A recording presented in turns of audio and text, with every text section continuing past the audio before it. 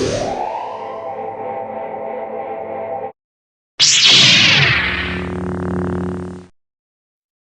going on, guys? Back again with another video and another Hot Toys 1/6 scale figure unboxing. You already know what this is due to the thumbnail, but let's go ahead and pretend like you don't know. Let me get this opened up. It's been about a month since my first figure came in, my Clone Wars Anakin. 2 months, give or take. I wouldn't keep track. So this is my second purchase. And yeah, it just goes and checks one off the list.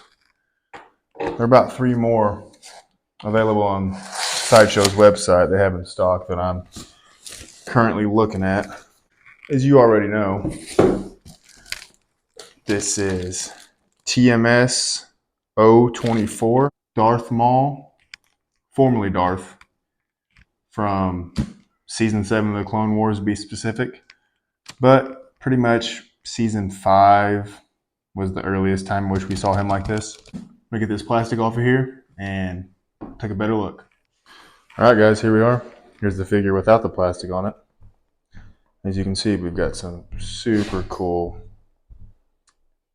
photography of the picture on here. Now this box is a lot different than a typical Hot Toys box. As you can see, it's very narrow and tall, at least from my short experience in Hot Toys boxes, being as this is my second review. Let's go ahead and get this slip cover off. So to a lot of people's surprise, this is actually the Mandalorian sarcophagus from Season 7 of the Clone Wars. Now there are some mixed feelings on this. Some people thought it was cheap and gimmicky because it's, cardboard. But overall, I think it's pretty cool. I mean, what are you going to do with the box otherwise? Am I going to use this in my display? No, of course not, but I'm sure somebody has and or will. So either way, I'm indifferent about it. Don't really care, but at least they tried. Satisfying. He's just in here chilling. His normal plastic. I'm gonna go ahead and get all this plastic off, get him out, and we're gonna take a look at all the accessories first. Alright guys, so here are the accessories. You've got, your typical Hot Toys lightsaber blades, which are really not as saturated as I would like. Swishing blades, for a more dynamic pose, which again are, why is that dirty? Not as saturated. They should be more red, not pink, but what are you going to do? We got the switch out lightsaber arm that lights up with batteries that I will never use. I don't think anyone uses these because they're so terrible. His lightsaber, it obviously comes with another hilt that doesn't have electronics in it, but that's currently in his hand, which we will see later. So just picture this, but with no hand. We have an array of hands. Pick them all up here. We have some ungloved painted hands. There's another pair which is currently on the figure. These are just relaxed hands. So we have a pair of relaxed hands and a pair of gripping hands for the lightsaber. Paint detail on these is really decent, to be honest. And just typical relaxed hands, lightsaber gripping hands left and right. We do get one cool force gesturing hand, which is a left hand. And the detail on these is, pretty decent. It looks like a leather glove. But there's hands. We get his gauntlets, which are currently off right now because he is naked. The right one has a split in it because to allow you to switch out the lightsaber arm. The left one is exactly the same. We do get a cool Clone Trooper gauntlet from the iconic scene in Clone Wars Season 7. Will anybody ever use this? I don't know. It's got some good detail on it. I mean, they did something at least. So there's that. Shoulder pads, which are Velcro. Like I said, he's currently naked, so those are there just to show you. We get a cool Velcro hood, which I don't know if he ever wore, but it is wired, so it's nice to have. Typical Hot Toys display stand, Darth Maul, your crotch grabber. I use these just because I have a 60-pound Irish setter, so I don't really want my figures falling over. As unsightly as they are practical. Oh, and I forgot, it has separate rolling eyeballs, so this is your tool for that. We'll take a look at that later. Replacement wrist pegs, which I'll have to use because I just broke one trying to get the damn hand on. So at least they give you those. And batteries for the light up lightsaber that I will never use. Let's get the figure out here and take a look, guys. Alright guys, we're going to take a look at the figure. Let's take a look at the head sculpt. As you can see, this face sculpt is awesome. It looks very much like the Solo Darth Maul, which I think is the DX-18.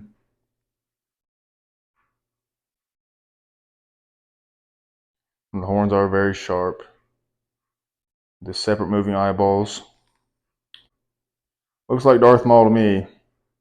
The earring.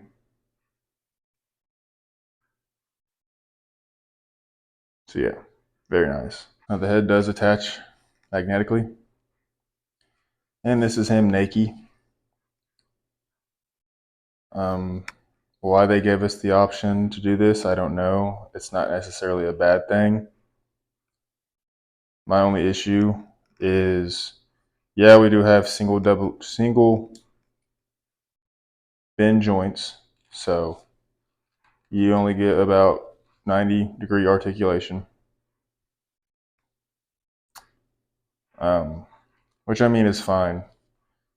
It would have been a pain to have the silicone seamless body. But my biggest issue with this figure and him being displayed like this is he's too skinny. He's way too skinny. I mean, if I feel like this is like a 170-pound frame, he needs to be like 25 pounds heavier. Make him more muscular. I mean, like I said, he's just way too. He looks emaciated.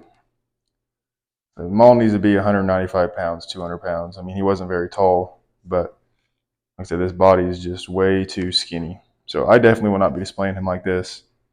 It's cool, you know, for those that have multiple Mauls, like the DX16 and DX17, which the Phantom Menace Maul and the Solo Maul.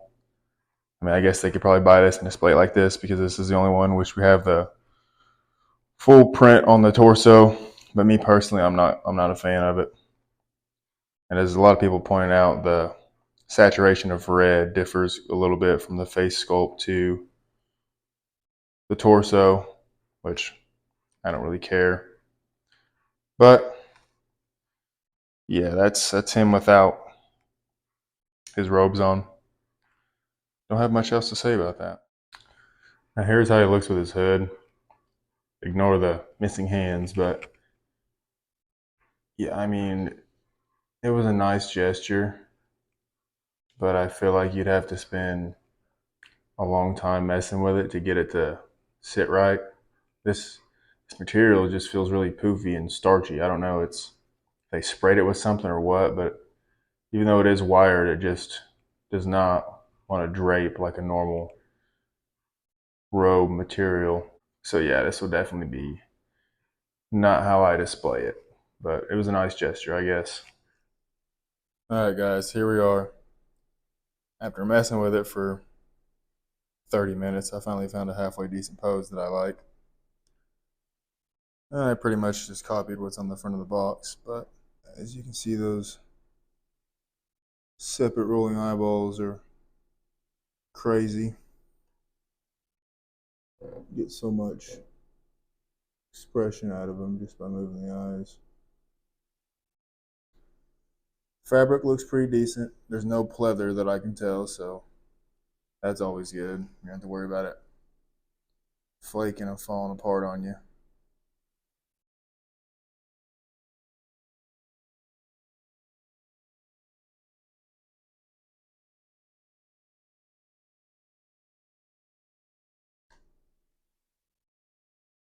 This belt is held on by Velcro, as are the shoulder, whatever you want to call that, shoulder cuffs. But yeah, this thing is super nice. Is it the quintessential Darth Maul? No. I think the Phantom Menace Darth Maul is my favorite, but that has aged quite a bit, and this face sculpt has much more saturation. I mean, the tattoos are kind of inlaid into the skin. And everybody talks about how much they love the Solo Maul. And I'm just not going to pay extra for something on the second market, at least not at this point in time. So this was in stock. I got it on sale for like 20% off. So below retail for sure. That's kind of how I operate. If I can get something for cheaper than what it costs normally, I'm going to pick it up. But hope you enjoyed the video. If you did, check out more videos. I have another figure coming, but that won't be until November. So it'll be a while before I do another Hot Toys unboxing and review, but hope this one's a little better than the last one. But yeah, guys, thanks for watching. We'll see you on the next one.